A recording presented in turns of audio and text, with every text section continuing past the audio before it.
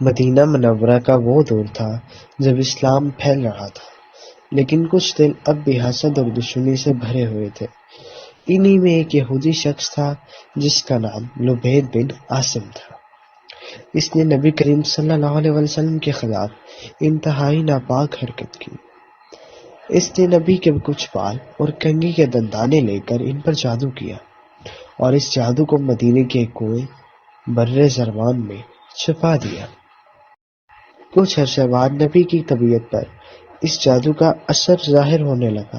کبھی یوں محسوس ہوتا کہ کوئی کام کر لیا ہے، حالانکہ وہ کیا نہیں ہوتا تھا۔ لیکن یاد رکھا جائے، یہ اثر صرف جسمانی کیفیت تک تھا، وہی نبوت اور دین پر اس کا کوئی اثر نہیں پڑا۔ پھر اللہ تعالیٰ نے اپنے محبوب کی مدد فرمائی۔ نبی کریم صلی اللہ علیہ وسلم نے خواب میں دیکھا کہ دو فرشتے گفتگو کر رہے ہیں۔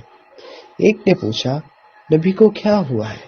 دوسرے نے جواب دیا، ان پر جادو کیا گیا ہے۔ پوچھا گیا، کس نے؟ جواب آیا، لبید بن عاصم نے۔ پوچھا گیا، وہ جادو کہاں ہے؟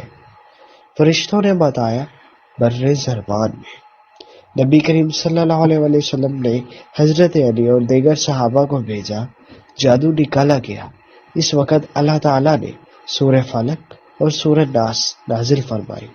ہر آیت کے ساتھ جادو کی ایک گرہ کھلتی گئی اور نبی کریم صلی اللہ علیہ وسلم کو مکمل شفا عطا ہوئی۔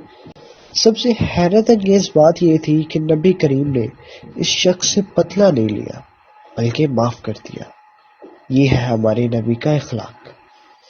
مستند حوالہ صحیح بخاری حدیث نمبر 5763 اور 6791، صحیح مسلم میں حدیث نمبر 2189۔